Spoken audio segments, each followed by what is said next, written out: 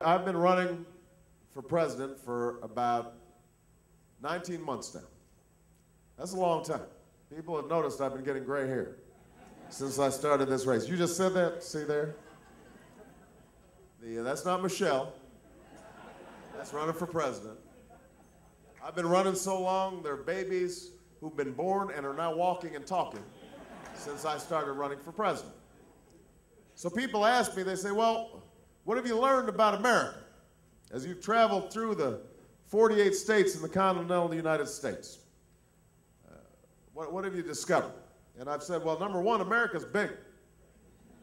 When you got to travel through all of it, you realize what a magnificent piece of real estate we have here, the United States of America. From sea to shining sea, it is full of beauty and grandeur, and it just makes you proud and realize how fortunate we are to be here. Second thing you learn is that its people are as wonderful as the land. You know, everywhere you go, you find out the American people, they are decent, they are generous, they are hardworking, they are self-reliant, they are independent, they think for themselves, they've got a common set of values that cut across race and religion and region. We've got some good people in America. We've got a great treasure in the American people. That's the second thing you realize. The third thing you realize is that those same people are worried about the future. You're worried about the future. Obviously here in Martinsville and Henry County, people have gone through some very tough times. When you've got entire industries that have been shipped overseas, when you've got thousands of jobs being lost, that's tough. But it's not unique to here. I mean, the one thing I want to communicate is what this community is going through, folks in southern Illinois are going through, folks in southern Ohio are going through, people in Pennsylvania and Michigan and Indiana, and now Florida. I just came back from Florida. They're going through the first recession they've had in 16 years. All across the country, people are struggling. And behind every individual story of the single mother who is working 2 jobs and still doesn't have health insurance, or the guy who's packed up the equipment that he has worked on for 20 years and helped raise his family because the job shipped overseas, and not only has he lost his job, but he's lost his health care and he's lost his pension and he's lost his self-respect because he's not sure whether he's going to be able to support his family. Behind every one of those individual stories, you also see some bigger statistics. Try this one. When Bill Clinton was president in 1990, during the 1990s, the average American family income went up $6,000. Since George Bush has been in office, the average American family income has gone down $1,000. That tells the story of American families everywhere, where suddenly not only are you feeling more insecure with your job, you can't get rising wages or rising incomes, and the cost of everything from gas to food to health care to trying to send your children to college keep on skyrocketing. And so what people were doing was, for a while, home prices were going up, Mark. So you used home equity as a way to make ends meet, make the bills match up with the income coming in. But then, because of a lack of oversight on Wall Street, because nobody was minding the store when it came to some of these predatory loans that were coming down, suddenly the housing market collapsed. Home foreclosure rates higher than at any time since the Great Depression. So that no longer became an option. And then people took out credit cards, and you tried to piece a little bit of stuff together with that. Except those teaser rates of zero interest suddenly shoot up to 28, 29%. And we've got record bankruptcies. And so what's happened now is that not only is it harder to save and is it harder to retire, not only are jobs more insecure and people have lost their pensions as well as their savings, but most importantly, people aren't sure whether that essential part of the American dream, the idea that if we work hard and we sacrifice, the next generation's going to be a little bit better off than we were. People aren't sure whether that still holds true.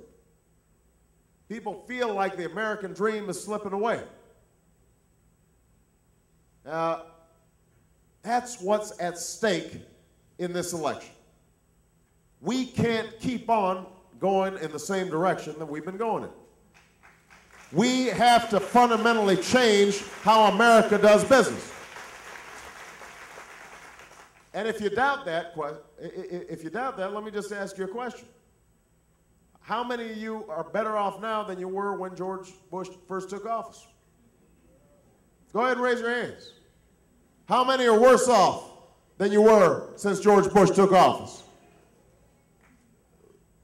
That describes the reality of our politics over the last 8 years.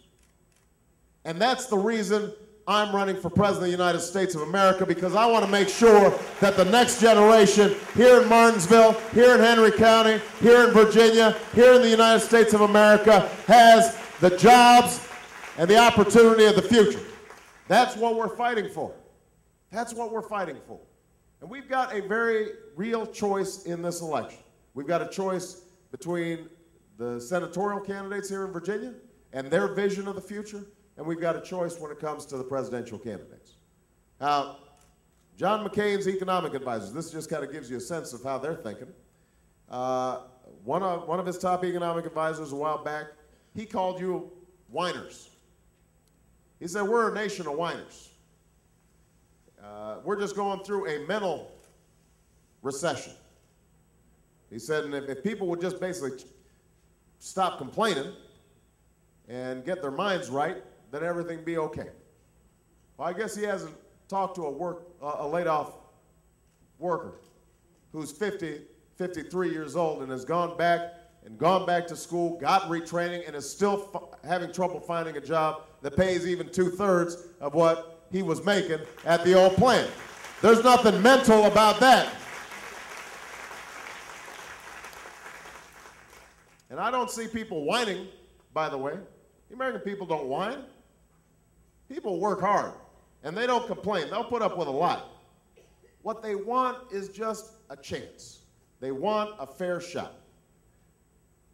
People in America, they love to work. They take pride in work. They don't want it to be easy. They know it's going to be hard. They just want a fair shot. That's what we've got to fight for. Now, what that means, though, is that we've got to recognize that we can't do things the same way we've been doing them over the last 8 years. John McCain has provided honorable service to our country. But when it comes to his economic policies, he is promising and proposing the same things we've been doing for the last 8 years. Now, just give you an example. His tax policies.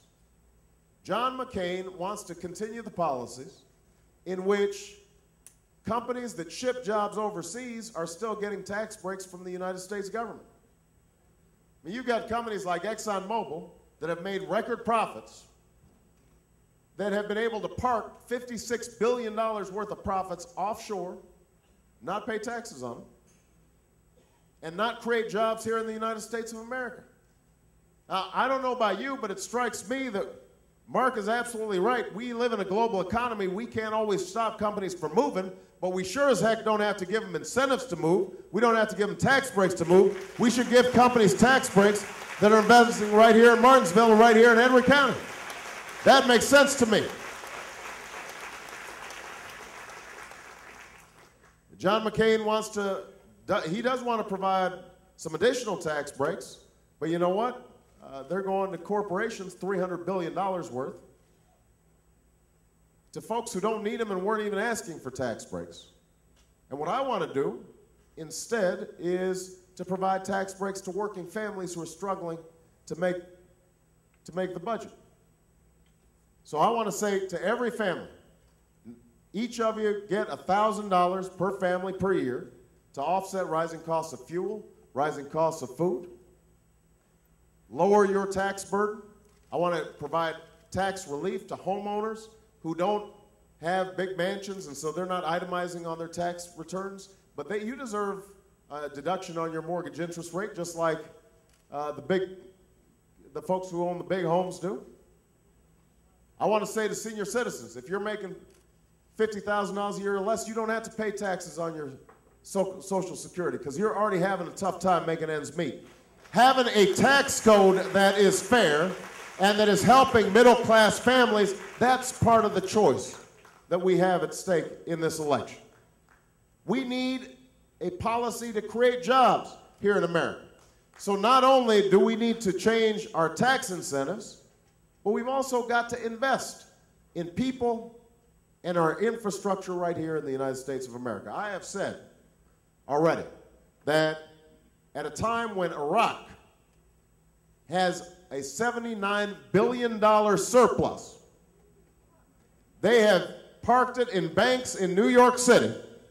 It doesn't make too much sense for us to be still spending U.S. taxpayer dollars $10 billion a month rebuilding Baghdad. We should use some of that money to rebuild Virginia, building roads and laying broadband lines and putting people back to work.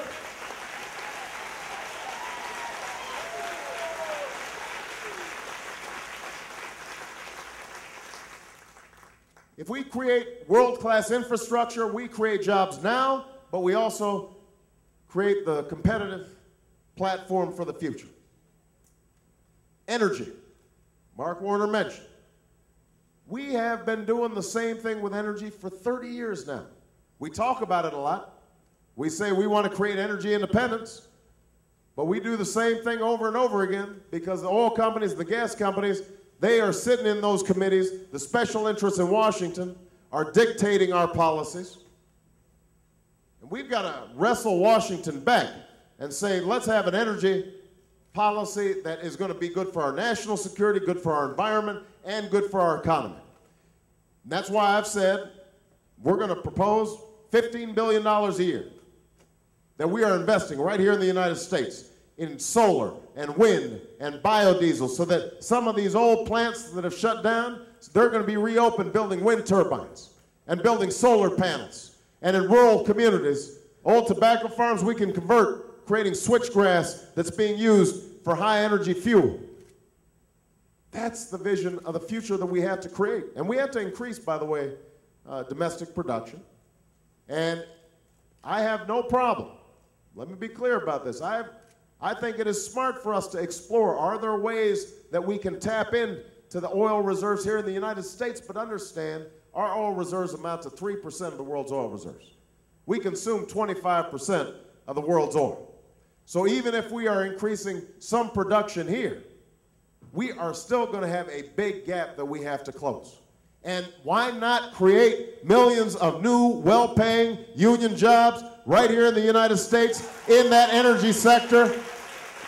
Let's not wait for somebody else to make the energy-efficient cars of the future. Let's make them right here in the United States of America. That's what we're fighting for. Let's make our healthcare system work for every American. Mark talked about its burden on business. Let's talk about the burden on families. If you have health insurance right now, you've seen your premiums, your co-payments, your deductibles going up and up and up. And obviously, you got 47 million people who don't have health insurance whatsoever. Now, we have to do something about that. And so what I've said is, if you've got health insurance, I'm going to work with your employer to lower your costs. If you don't have health insurance, you will be able to buy health insurance that is the same as the health insurance I have as a member of Congress. We're going to emphasize prevention so that people are getting regular screenings and regular checkups. We don't want to send people to the emergency room for treatable illnesses because it ends up costing all of us more money. And we're not going to wait 20 years from now to do it or 10 years from now to do it. We're going to do it by the end of my first term as President of the United States of America. We are going to make this healthcare system work for all people. We're going to make our education system work for everybody. Everybody talks about education, but I'll be honest with you. John McCain's been in office 26 years, and he just doesn't have a track record of focusing on education. It's just not something that he has thought was important. I think it is absolutely vital if we want this community and this area to succeed, to make sure that we've got a world-class education. And you understand that because you've made sacrifices to build a new college here. You've made sure that you're part of the broader reform efforts here in Virginia.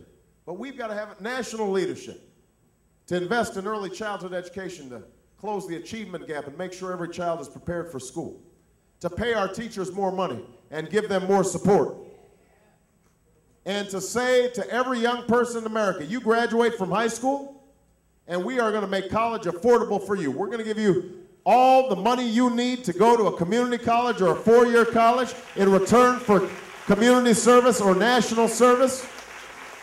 That's something that we can do right now, investing in our young people. But let me just close my opening comments so we can open up for questions by saying this. None of this is going to be easy. You know, politicians, they get up and make a lot of promises, and then things don't change, and so people become cynical. And frankly, that's sort of what the Republicans and my opponent are counting on, the cynicism of voters. You notice they don't spend a lot of time defending their record because they can't. I mean, John McCain said he thought we had made great progress economically over the last 8 years under George Bush. I don't know who he's talking to, but this is what he said. They're not going to argue the issues because the American people understand that things haven't been working. All you got to do is open up the newspaper or go down to the diner or the VFW hall and talk to your neighbors, talk to your friends, and you know things aren't going well. You know things have to change, and the Republicans know it too. But here's the thing, is they don't, even though they don't know how to govern, they're very good at running elections. And so what they're going to do is they're going to try to attack me and make you worried about me. And they'll say, well, he's young and he's got a funny name and, you know, he's not patriotic. That's what they're going to do. And because people, I think, feel betrayed by government so much for so long, it's easy to believe bad things about politicians. And it's easy to just say, well, you know, I'm a plague on both their houses. Nobody's going to do anything to bring about change. You know, we've seen this game before. We've seen it 4 years ago, 8 years ago, 12 years ago, 16 years ago, 20 years ago. We have seen this movie before. So what's going to be different this time? What's going to be different is you, the American people, because here's one thing I know about the American people. You know, they'll put up with a lot. American people, basically, they like to do things on their own. They're not looking for a handout. All they're looking for is opportunity to get a job that pays a living wage and to get health care so they're not bankrupt when they get sick, and opportunity to send their kids to a decent school and send them to college even if they're not rich, and opportunity to retire with dignity and respect. People want to work hard to achieve those dreams. So they don't complain and they don't whine. But the one thing that will get the American people riled up is when they start feeling that maybe the American dream is slipping away, not only for themselves, but for their children and their grandchildren. See, there's something un-American about that, because the essence of the American dream is that if we work hard, we can leave that legacy for the next generation. And I think people right now recognize if we keep on doing what we're doing, 8 years from now, 20 years from now, we're going to look back and say, you know what, we didn't do what we should have been doing. We've left a legacy of debt and a legacy of joblessness and schools that aren't working and infrastructure that's crumbling. And that's not what America's about. That's what this election is about. Deciding right here and right now that we are going to fight to make government accountable to the American people, to make sure that the special interests aren't dominating Washington, that instead of the oil companies and the drug companies, the insurance companies and the banks and the financial institutions, that they are hearing the voices of the American people. Your voices. That's why I don't take PAC money. That's why I don't take lobbyist money. That's why this campaign has been built with you at the grassroots. And that's why I promise you this, that if you will vote for me, if you give me that opportunity, if you give me that chance, that I will fight for you every single day. I will wake up in that White House thinking about the people of Martinsville and the people of Henry County and how I can make your life better. And if you stand up for me, we will win right here in Virginia. We'll win this election, and you and I together, we're going to change this country and change the world. Thank you, everybody. God bless you. Thank you. Thank you.